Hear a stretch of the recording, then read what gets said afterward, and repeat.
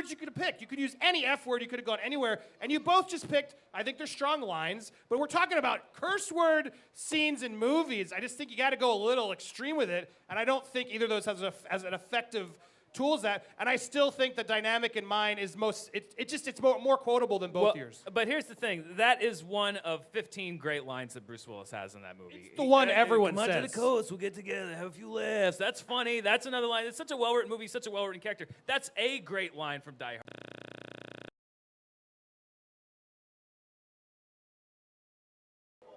See, first you argue semantics, then you're arguing with our words. It sounds like you don't have an argument for yours, so you're just going to go with little ticky-tack arguments. No, I just think you had to say what movie it was for a lot of people watching. Mine's the best because it's the best use in the movie. It's the most effective. It releases the pressure valve of that movie. It is one of the best moments in movie history. They're both quotable, but I think mine is the best use of it because it's not something that's in the rest of the movie. And you got Brody, who's kind of this tightly wound guy, and he's like kind of this mild-mannered guy, and he's so pissed off. He hates the water. He didn't want to go out in this stupid boat, and this goddamn shark will not go after him. He's probably like, "Smile, you son of a bitch," and blows him in half. That's so great. But I would say there's not as much tension right there. We know the movie's about to end. We know he's about to kill the shark. You don't know that.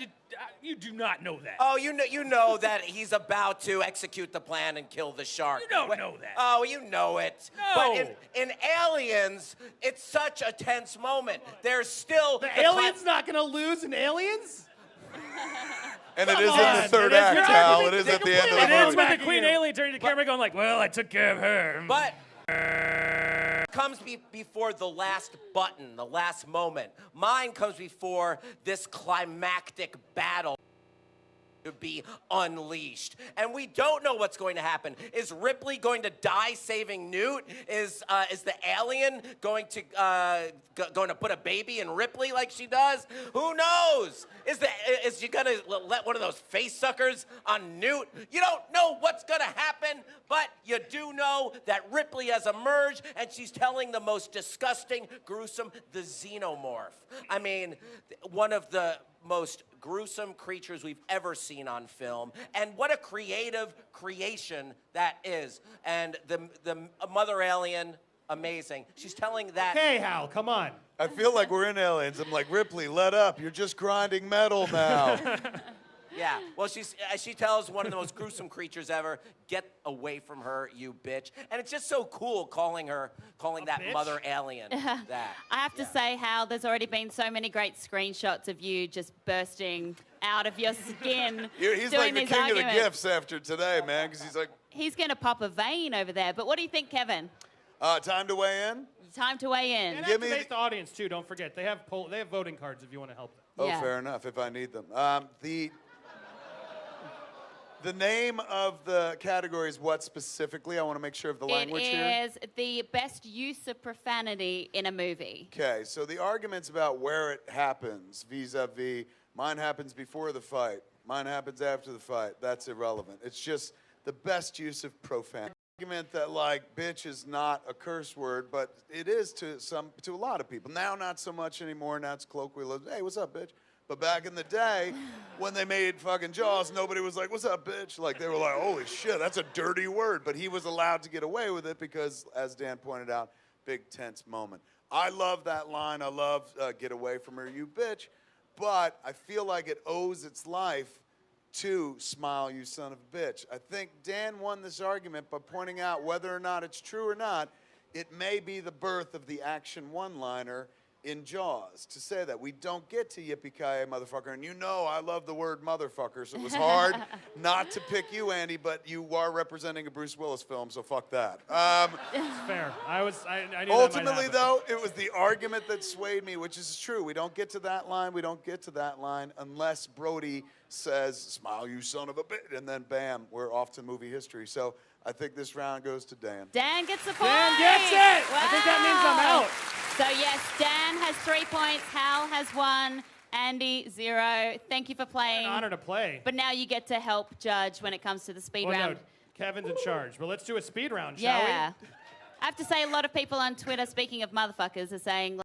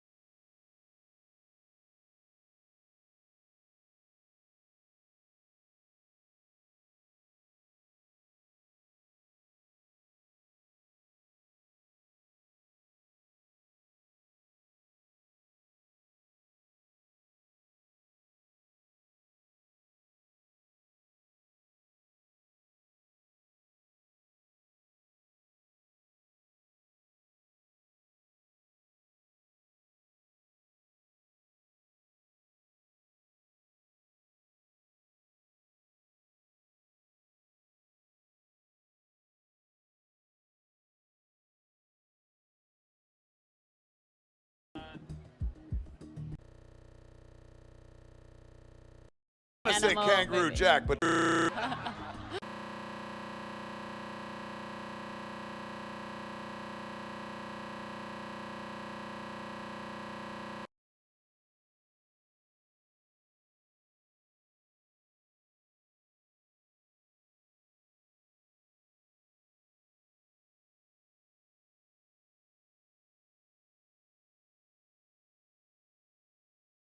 so much heart. It really has a moral compass to it, and it's a film that teaches kids Ding.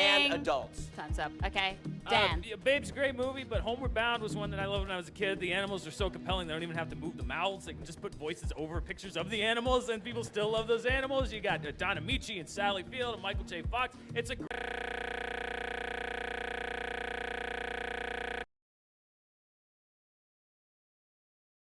It's one that Ding. generations love. Okay, rebuttal, Hal. I mean, it's a genre full of repetition. Babe is such a unique. We've never Ding. seen that story. Dan. Dare you, sir? Homeward Bound is nothing like Milo and Otis. It is a much better movie. They're both good movies, but this one cuts deep. Ding. You get Okay, Kevin. feeling it. Well, I got to tell you, the Milo and Otis really fucked you over, man. I was on the verge with Homeward Bound. I was like, it was kind of like Milo and Otis, wasn't it? We got to give it up for Babe, man. That pig moved his mouth. Woo! Hal gets the point. So we've got Dan at 3, Hal at 2. Anyone's game. Oh, like you Let's can move steal. into the second question in the speed round. Okay, this is a good one. These two movies are playing on cable.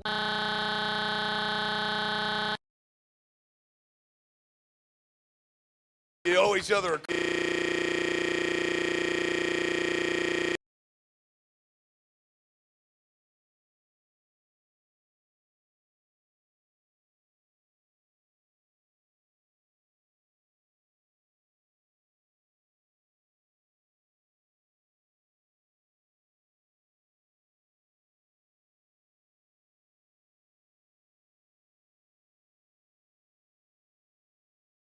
It's about something we could.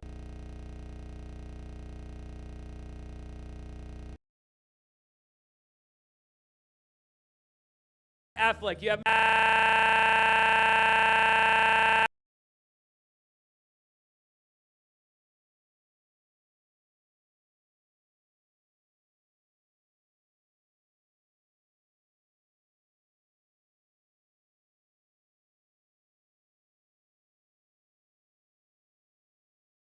I'll rebuttal.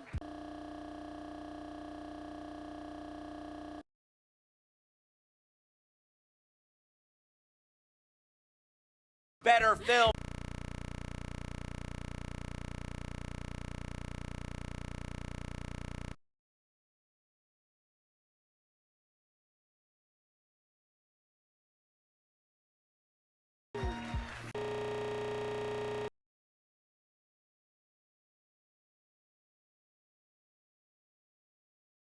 Great, I believe arguments, Kevin.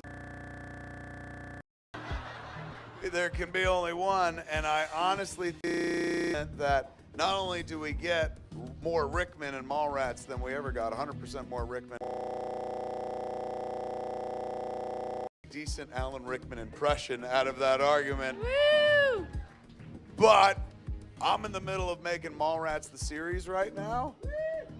I gotta go with Mallrats. Yay! Hal gets the point. So now we are Aye. 3 for 3. 3 for 3, so we This have a is the dramatic tiebreaker. tie. Yeah. Oh shit. Dramatic tiebreaker, and this When goes screen with... junkies collide. Is this it? Amazing. This the Well, last one, this or is no? the last one, and Okay. this goes with our theme of revenge.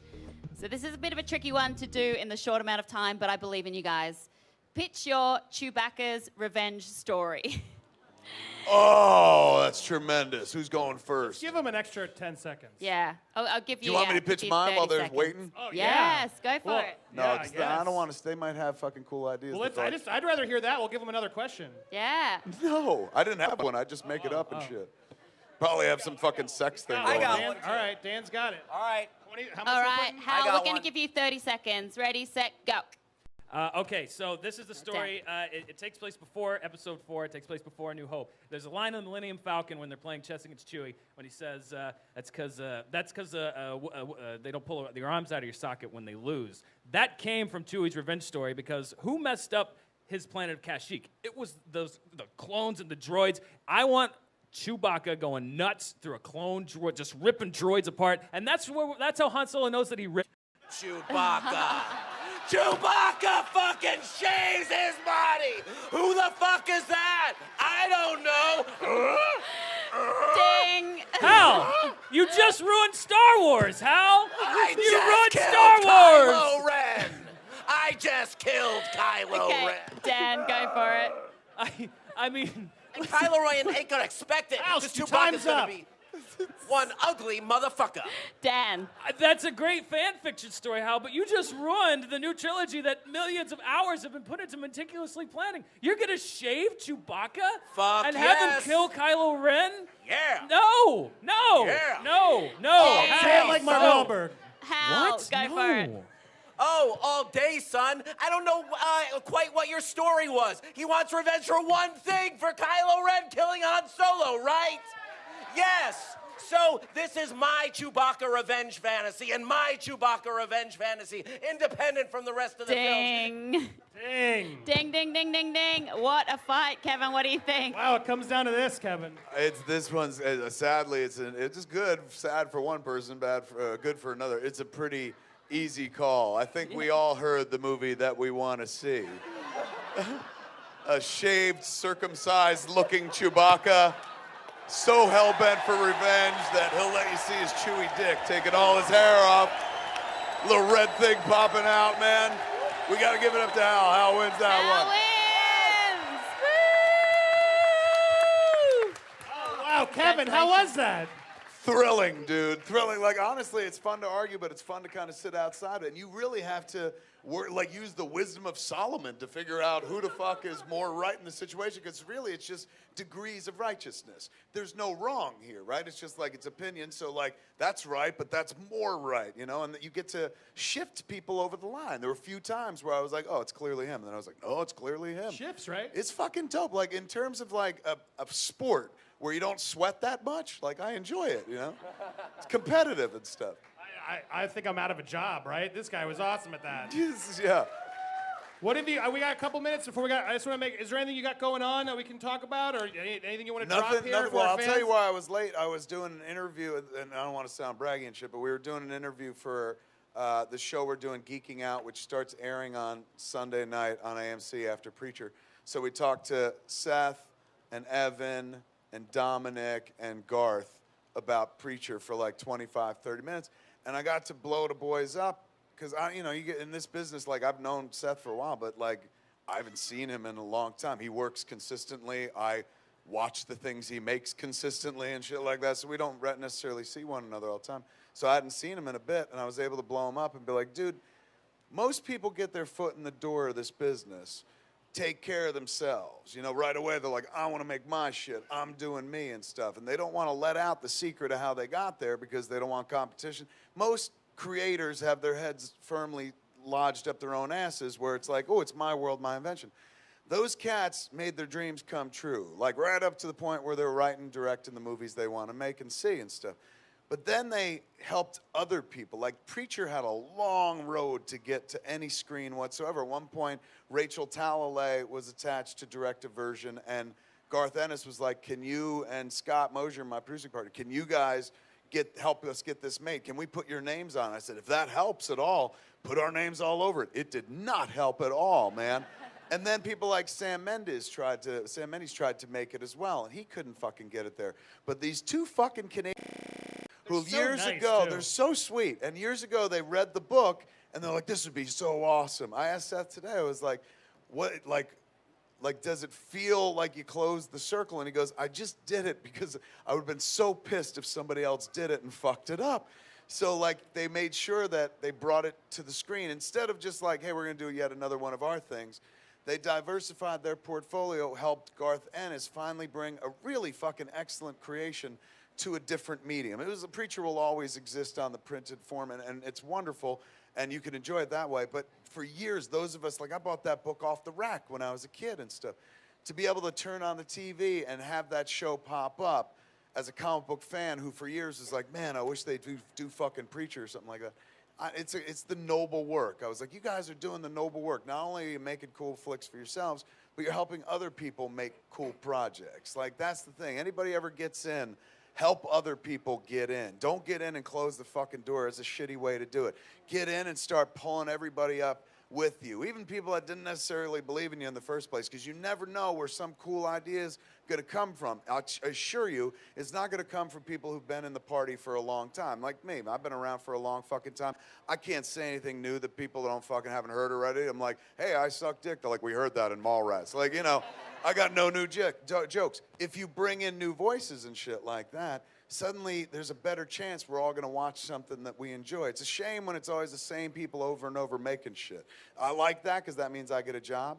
But diversity is what brings you new things that you'd never seen before. Those two Canadian kids brought us Preacher, one of the most quintessential American comic books, written by a guy from another country, no less.